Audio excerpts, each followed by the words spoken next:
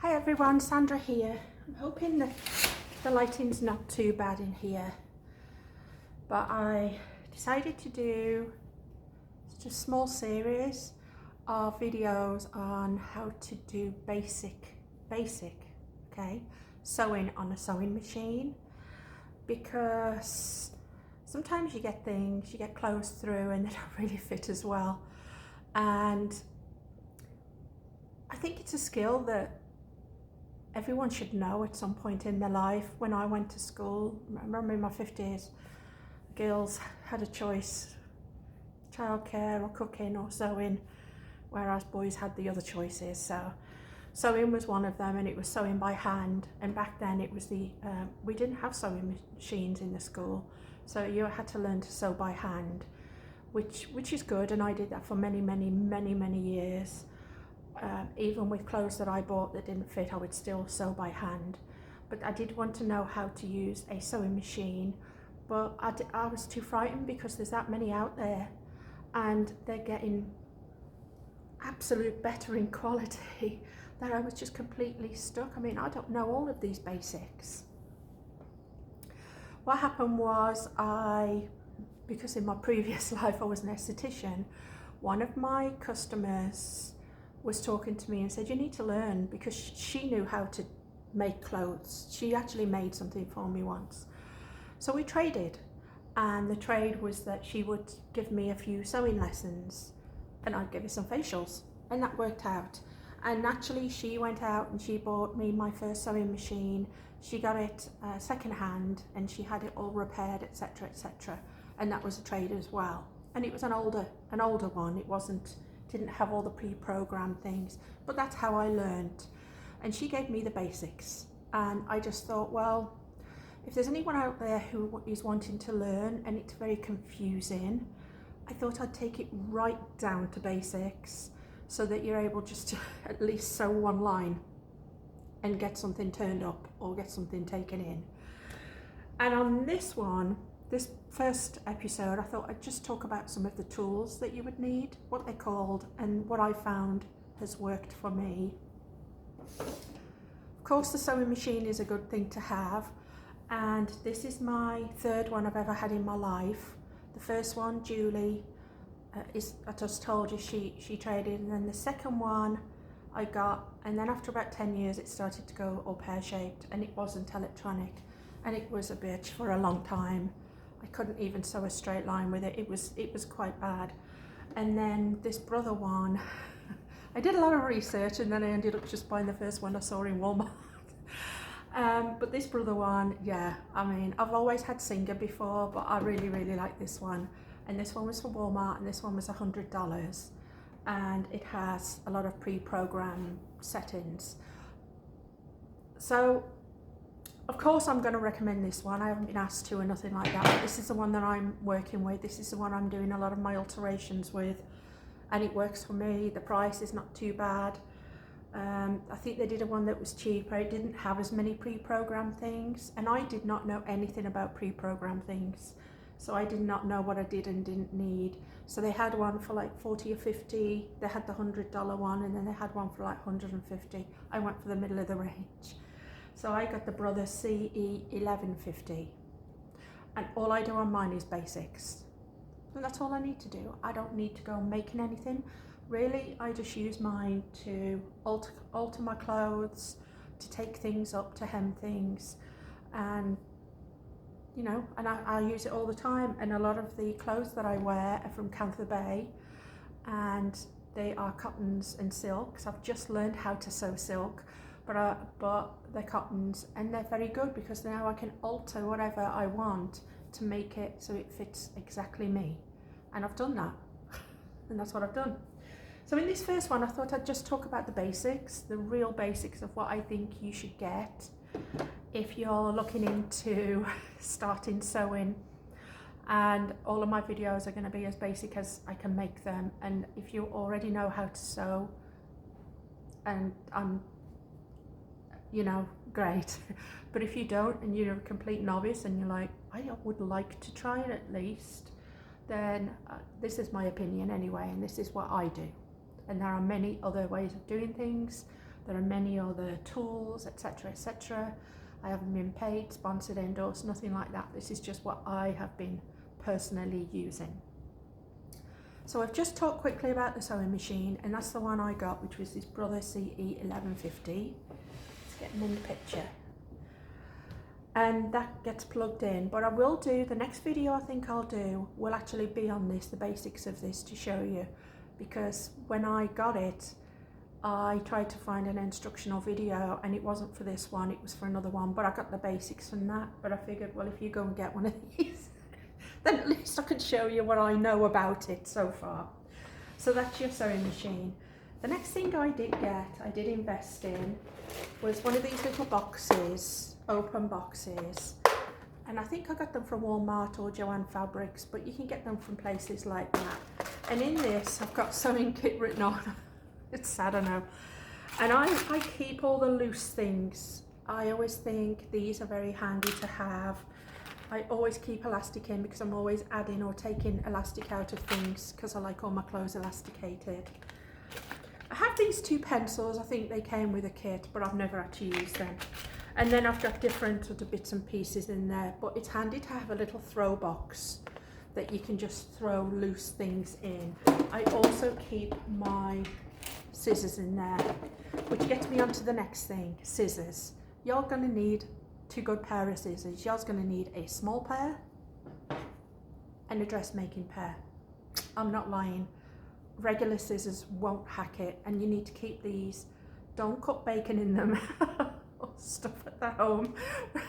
You'll need to keep your scissors. A really, really good pair of scissors will cost you 15, 20 bucks. I'm not joking, but you're gonna really get good results, good, nice, solid, straight results with a good pair of dressmaking scissors. These I got from, these are Friskers, and they sell them in Walmart, but they also sell them in like your fabric stores and stuff like that. And then I have these little ones. These little ones are so good. These are Friskers, stainless steel. So I have the 2. I have a big pair and a small pair. And you know how sometimes you go looking for scissors and they have a multi-pack where you got 3 in? Don't go for that.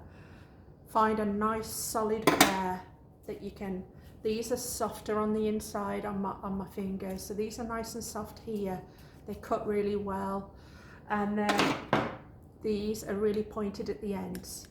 I don't know the style of these guys, but all I'm saying is go out, just get yourself, even if you can just afford 1 good pair of scissors, just get 1 really good pair of scissors to start off with, maybe a small pair, and then build your collection up and get another one later on. And I keep them in there. Like I say, this is just to throw things in as and when you are and aren't using them. A pin cushion. I know you're all sitting there thinking that looks like a delicious cake that Sandra has there, but no, it's a pin cushion. And you can pick up pin cushions anywhere. Just get the one that you like the look of. This one looked like a cake to me. And then the little pins that I have in it, I have 3 different colours, and I'm so OCD that I have all the white ones there, pink and black. So I just went for some nice long good pins. They're not the short one, they're the longer ones. The pins are relatively cheap to buy as well. You just buy a pack with them. Put them in your pin cushion already. My pin cushion's nice and flat on there. And I got this one from Joann Fabrics, but what I can do when I'm sewing is I pop this inside here. So as I'm sewing something and taking the pins out, I just pop them in there. But I'm thinking you could also, I don't know, you could also sort of, if I just show you, get something and then stick it onto the side of your machine and do it that way. I think that's a good thing, but for mine, it's easy for me. I just pop it in there. Nothing I'm sewing is ever going to be that wide across anyway, because like I say, I'm not making a dress, I'm just altering things. But yeah, and then I keep all my pins colour coded. But you know what, I got the white ones because any of my dark fabrics, I can see it. I got the black ones because any of the lighter fabrics, I can see them. And then I got the pink ones because I like the colour pink. And I just keep them like that. And I've had this quite a while. The next thing, you're going to need some cottons. And I've been through quite a lot of different ones over the years. And this is what I found. Especially being over here in America, you can buy a big pack of them from Walmart with all different colours in.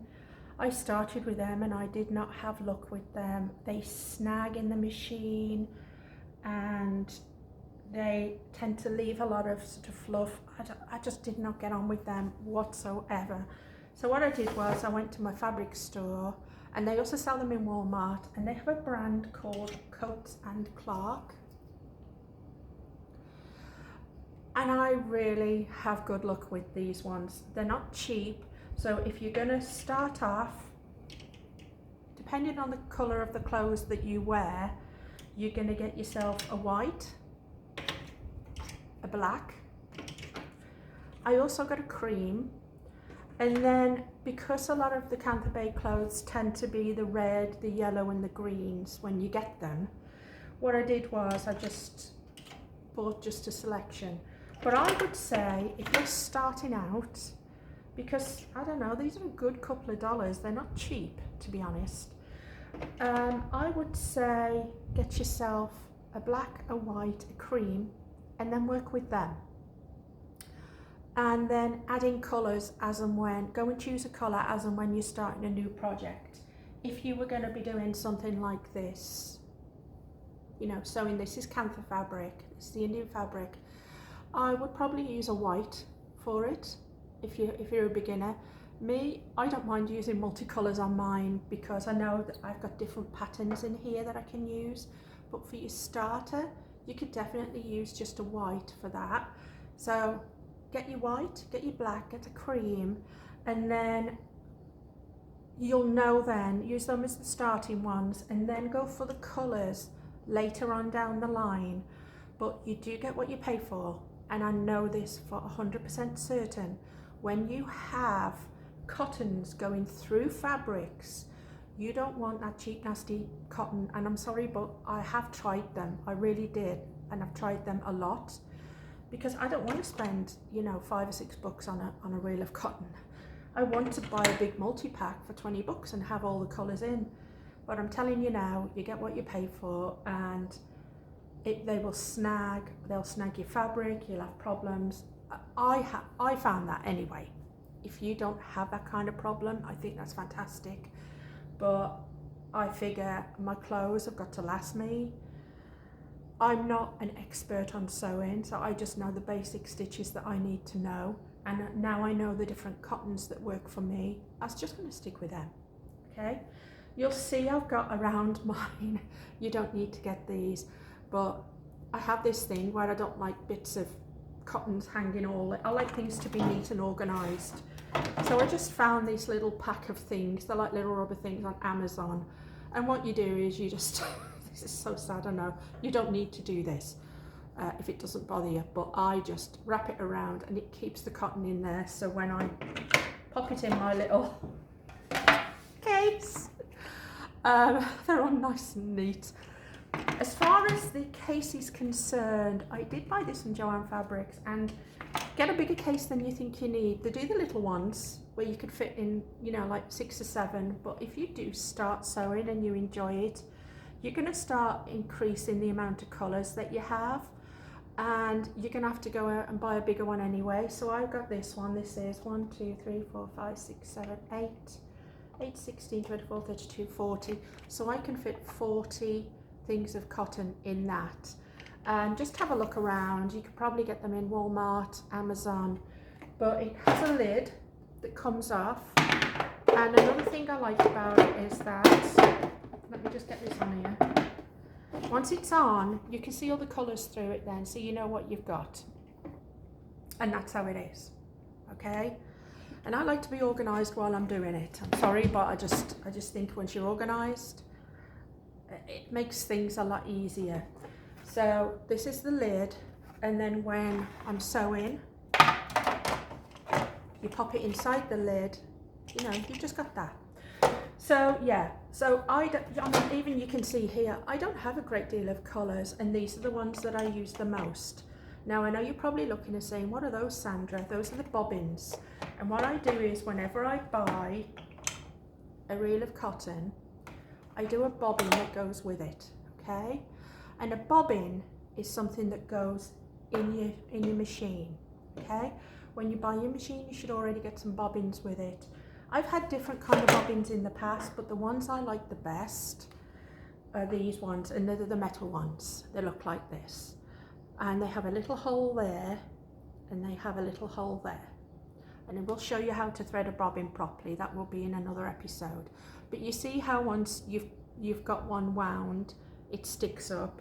That's why I got these, because I just wanted it to look nice and neat. So what I do in my little thing here is I have my colour, and I will actually record an episode and show you exactly what I do. Once I've got the colour, I make a corresponding bobbin so that I've got the two ready for when I need to sew. You don't have to use the same two colours, you could use a different one underneath, but that's what it is. And just remember, when you are starting to sew, you'll have a top sew, and then underneath the fabric you'll have a bottom sew, okay?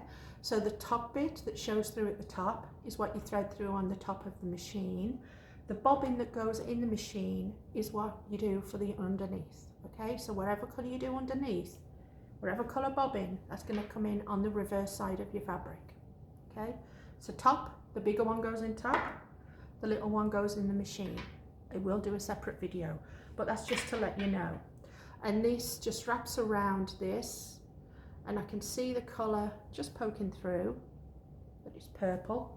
And then in my little thing, I give them all a space in between because I don't need hundreds of different colours, but I have a space in between, and then right in front of it, I have the bobbin. It doesn't go all the way down, but it goes there. So now I've got a purple one there, I've got a green one I did, I've got sort of a red, I've got an orange, and I've got a white, and then I've got a yellow. So I know when I come to start a project, I've already got bobbins made up. It's so much easier. There are different type of bobbins out there that you can get, and you will need bobbins for your machine. Like I say, with your machine it should come with one or two, but if you are going to go and buy some bobbins, buy the right bobbins for your machine, okay? These ones I think came with it, so I just use these, and they're the metal ones.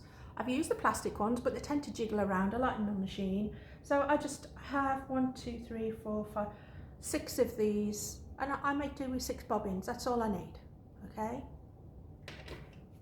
So those are my bobbins. This looks sad, I know. The colours of these plastic things do not correspond with the colours of the cotton because you only get a bag with so many colours in. But at least I know they're all organised. So you may as well be organised. And then these down here are spare colours that I have just in case, because I've been using these ones a lot up here, because these are the colours that I have with my fabrics, okay? So you want to get yourself a nice clear, I would say a clear container that you can see your things through, and you do want to put them in a container, okay? I would think anyway, because it keeps them all nice and neat. And then the lid goes on, and then you also have, like I say, a little kit. That's your throw-in kit that you throw things in. You can throw your needles for actual sewing. Any bits and pieces that you've got can go into your little kit that you have. And they do have pretty ones out there. They have pretty sewing kits that you open up, and they're all wicker and they've got all kinds of stuff. But I like the plastic because I just want to be able to see what's in it. And, you know, otherwise you've got to pull the thing out, open it up, look through it. I just found that to be a better option for me, is that I can just physically see what I've got there. So this is, I would say, your starting point is, and don't spend a lot of money in your starting point just in case you don't like it. This is, you know, like I say, just buy 2 or 3 different colours of whatever clothing colours that you wear the most of. Like I say, black, white and cream tend to do everything. A few pins, a pin holder. You're definitely going to need a little pin holder of some kind, and some nice scissors, and just some containers to keep them in, so you've got everything. You can pack it all away, and your machine. So I think that's a good starting point for it, and the next video I will just show you the machine, the basics, and how to get a few things set up to get you started sewing. Yeah, okay, well, thank you for watching my video. If you're new to my channel, this is a new series I'm doing. My channel is about bohemian clothing, crochet, cats, but I figured along with the bohemian lifestyle comes a little bit of artistry in some way, and definitely being able to sew a couple of things I think is really good, because it's the difference between you buying something in and not having it fit, and you having to go and try and sell it or put it away, or if it's something that's too long, you can just hem it, and if you know the basics, it can just change a lot of things that you've got in your wardrobe. Anyhow, if you like my little video, give me a thumbs up, that would be great, and in the meantime, talk to you later, bye.